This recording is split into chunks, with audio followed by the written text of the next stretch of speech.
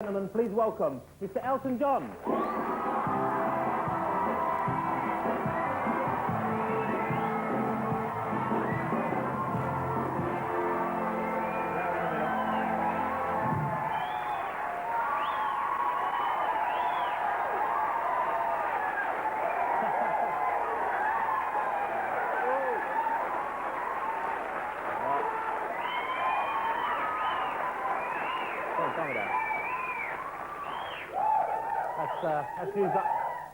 That's used up my ration for next week, isn't it, obviously?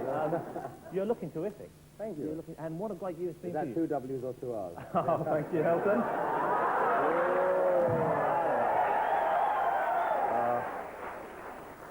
Bang goes my free meal after the show. There you go, that's it. No hospitality room for you later. No. Now, this year, you've had what? You've had a #1 album and a #1 single. 2 #1 albums, actually. 2 #1 albums. You've not one past me. Yeah. That's must be one of your best years ever, isn't it? It's been a really good year, yeah. I can't grumble, can I? Are you still surprised that you're at the top? I mean, you're up there and you beat, I think, Adamski, one of the bright young things of the pop world, to #1, and you're competing with them. Does that surprise you? I like beating bright young things. Now, you know, you'll have the sun on you again if you say that sort of thing. I've gone through that before, haven't I? No, I better not do that. It's just really nice. It's a bonus. All I've ever done is written songs that I wanted people to like, and I've always liked what I've done. Some of them you get fed up with it in the end. But when you first write a song, if somebody else likes it and buys the record, that's a really added bonus. I suppose you've been really lucky for 20 years, yeah. It doesn't seem like 20 years, but a lot of it's been a blur. Well, we'll get onto that in a minute. Blur. You've outlived a lot of kind of pop stars as well, who've had kind of briefer stage in the charts. What do you think of the current crop? What do you think of, for example, Madonna? I knew you were going to ask me that. I think she's a brilliant, brilliant marketing expert. Oh, right. I'd rather read a Barbara Carlton novel than play Madonna. No, that's not fair, actually. There are a couple of her records that are really good. I'm not really into it. I don't like people who don't really sing on stage. I don't like the Janet Jacksons, Madonna, people that, you know, sing mime on stage. It's not my scene, man. What about the other kind of performers then who started at the same time as you? What about, for example, Rod Stewart? I know you were very friendly with at one time, and he's back in the news with wedding number 37 or something. Yes, on he's the done, yes. The Now, Rod Steiger of rock and roll, the Mickey. It's, yeah, he's getting married on Saturday, I think. Do you think this one will last? Is George Best sober? Oh, dear. I hope it does. I mean, I wish him all the best. He's my mate and everything, but he's got a great sense of humour. He must have. I've read that you have pet names for each other, that he calls you Sharon and you call him Phyllis. That's incredibly correct, yes. Now, where does and that I come call you from? Diana. So what does Phyllis stand for? Why do you call Rod Phyllis? It was years ago when people used to travel around in transit vans. There was a place called Eel Island, and with people did gigs there, and it was, I played for Long John Baldry at that time, and it just had written on the Ada Baldry and the Hootie Cootie Ladies featuring Phyllis Stewart. And it's, I've always remembered that. It's Phyllis is curiously appropriate for him, actually. It is indeed, and Sharon is very appropriate for me, I mean, and Diana is very appropriate for you. Thank you for rubbing that one in. Thank you. Now, you've lost a hell of a lot of weight. Last time I saw you were on The Last Resort a few years ago, and you looked very different. You're a very different sort of person as well, I think, then. You mentioned that part of your life had gone past in a blur, and I concluded, perhaps incorrectly, but perhaps rightly, that was to do with your drinking problem. And yeah, a lot of it was to do with overindulgence in everything, really, drinking and eating and being depressed. And when I was depressed, I ate. When I was depressed, I drank. And I drank too much and I ate too much. And I just overindulged, and it was just, it got out of hand, it got out of control, I became more miserable. So this year I decided to do something about it. And ever since I've done that, about 4.5 months ago, and since I've done that, I've watched what I ate, have eaten. I don't eat sugar and I don't eat the white flour. I eat everything else. So how drastically has your lifestyle changed then? Have you found that it's affected you a lot? Do you go to bed earlier? I get up in the mornings, and I get up in the mornings and I'm quite happy to get up instead of being a miserable bastard, I used to, you know, what happened, I went to, and this is being very serious for a minute, I went to visit a young kid who was dying of AIDS this year, a boy called Ryan White, who had a tremendous effect on people in America with his courage, because his family were victimized, he was victimized, he was thrown out of school, and they had to move to another town. And I went to the hospital and stayed for like 8 or 9 days and was there when he died. And it was a very moving experience just to be with his family because they didn't have an ounce of resentment towards anybody who'd done anything to them. And here was me who'd go into a hotel suite or a private jet, so I don't like the colour of it.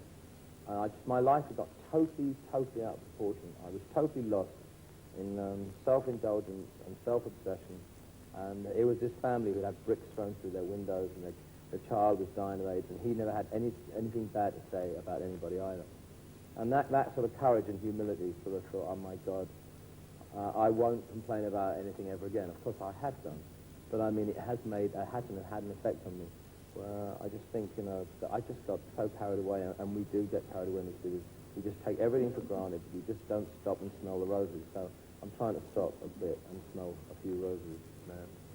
You're going to play some music for us this evening. I know there are 2 songs you've prepared for us. Yes, I have. We've wheeled in an old... Fanny Craddock, didn't we? Here's a couple you prepared earlier. Let's stroll over to the piano here.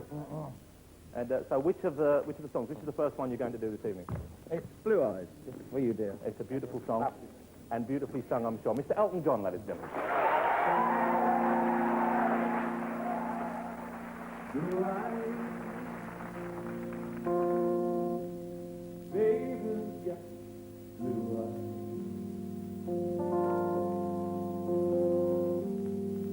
Like a deep blue sea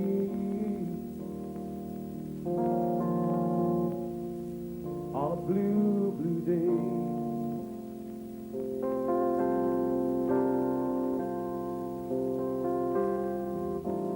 Blue eyes, baby's got blue eyes. When the morning comes, I'll be far away. Oh, and I'll say, blue eyes holding back the tears, holding back the pain. Baby's got blue eyes. She's alone again.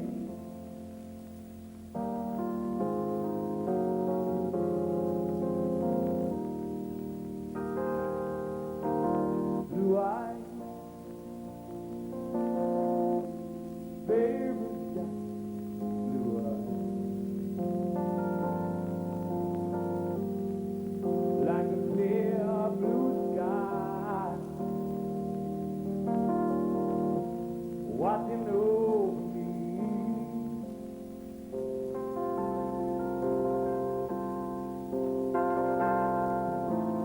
Blue eyes,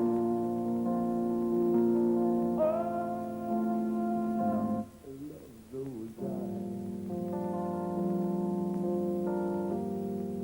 When I'm by her side, we'll long to be. Oh, I will see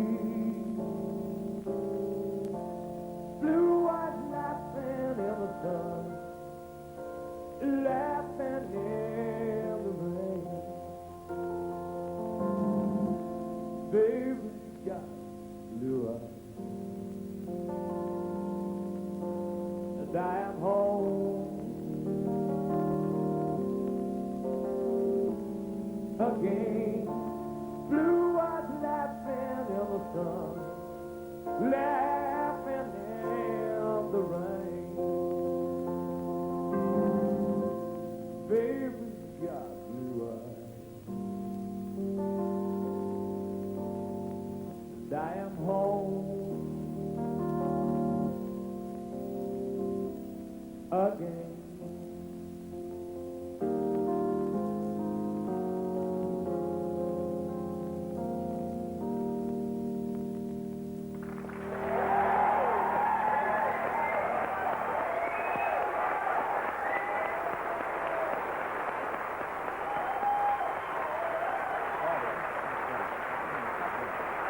Thank you very much.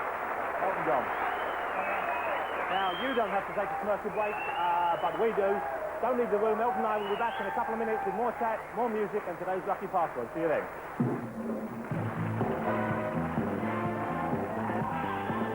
Welcome back, and here we all are, 2 minutes older and 2 minutes wiser. If you've just joined us, my guest tonight is Mr. Elton John. If you haven't, well, it can be our little secret. Elton, if we carry on chatting here, there was a book I saw recently. The Sunday Times brought out a book called The Book of the Rich, and I think they have the 400 wealthiest people in the country in there, and you're in it, and they estimate your wealth at £100 million. So A, I have my Christmas list for you. Yeah. And B, I just wondered, I'm not going to try and ask exactly how much I have, but is that the correct? Is that kind of in the right ballpark? I have no idea. My career has never been based on money. I mean, a lot of people like to count their money and obsessed with keeping it. I think they spend a lot. The football club drained me for quite a while. I don't really know. I mean, assets, I don't know. I don't save much. I don't have an investment. I have some paintings and that's about it. I honestly don't know. I just think that would be they always seem to overestimate, especially when, you know, you get the tabloids and they say, so-and-so just earned £1 million in a minute. And, you know, forget it. Just take about 5 noughts of that. After tax and stuff. I don't know. I'm not worth anywhere near that, no, I wouldn't think. Well, speaking of that, people who like to sort of hold it. I'll make a phone call after the show and let you know. I'll put you out of your misery, yeah. I'm desperate to know. I'm not sleeping. But speaking of people who do like to hold and save it, George Michael springs to mind. And I know you're very friendly with him. Yeah, George, I believe. I visit his caravan often, yeah. He's in the same book, and they estimate his wealth at 65 million. Would you think that would be... He's done very well, hasn't he? Done very well, George, in a short space of time. I don't know, George doesn't fritter money like I mean, he's a very basic Greek boy. And he's been very generous to me. He gave me a lovely CD jukebox for my birthday, which is lovely. He's not stingy by any means, but who cares? I mean, I don't know. He's not. You are very generous with your money, aren't you? I am indeed. You splash it around. Well, listen, I could be knocked over by... I'm going to get all these bloody letters tomorrow. Dear sir, seeing as you said on the Jonathan Ross show you could be knocked over by a bus tomorrow, can I have it before you're knocked over? P.S. I am a bus driver. I enjoy... Yes. After this...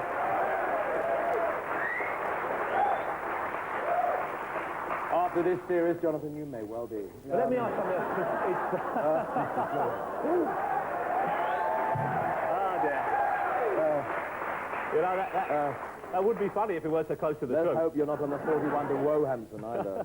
But let me ask you, still loosely on the subject of money, though, you're not that money motivated, but if, for example, as may well happen, Labour get in at the next election, then people such as yourself in the higher sort of earnings I've always been up, but that's nonsense. That's all old wives' tales. I mean, I've always been here. I've always been a British resident. Doesn't really. I mean, I survived. You know, I don't exactly want anything in my life. So you wouldn't leave the country. You wouldn't. I belong in this country. I mean, if I was going to go, I would have gone in 1987 when the Sun, you know, we had that thing with the Sun. I wanted to leave, but if I'd have left, I would have looked as if I'd have been guilty, so I had to stay.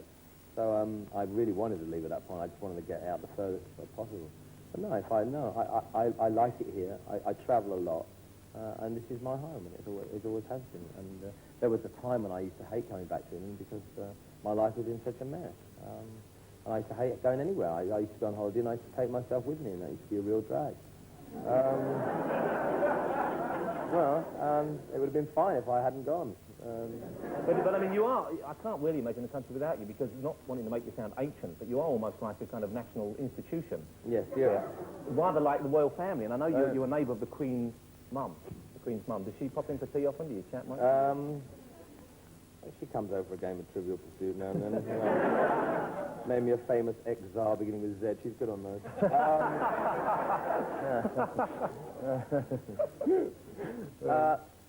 No, I mean, I can't really divulge those sort of secrets unless you pay me more money.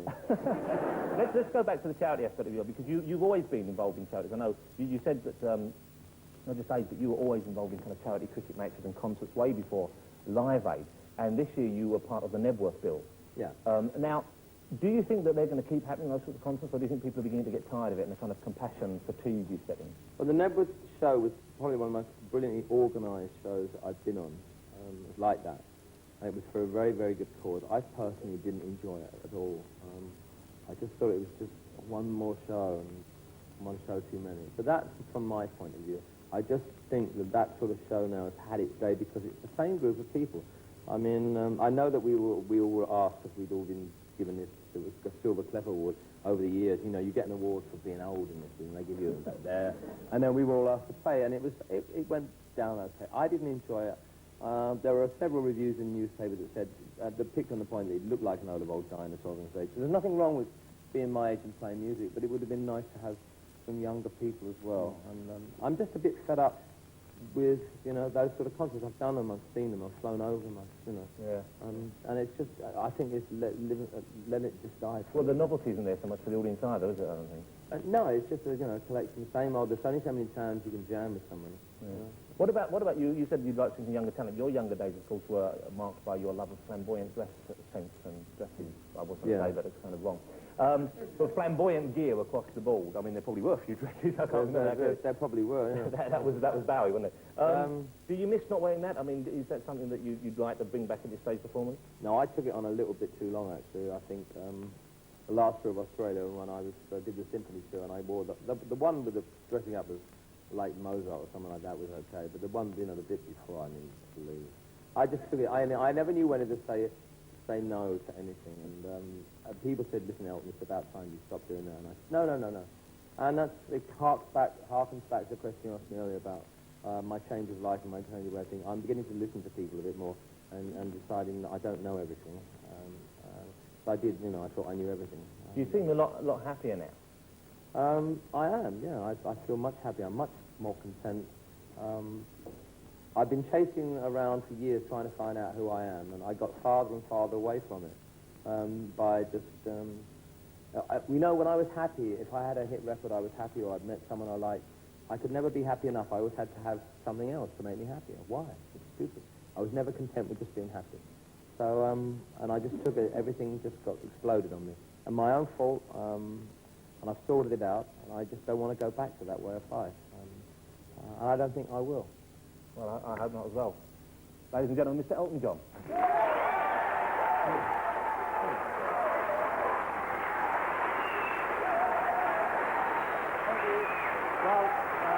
we're sort of on time now, but Elton, I did say you did 2 numbers for us. If you'd perhaps be so kind as to go over to the piano there. Marvellous. There you go.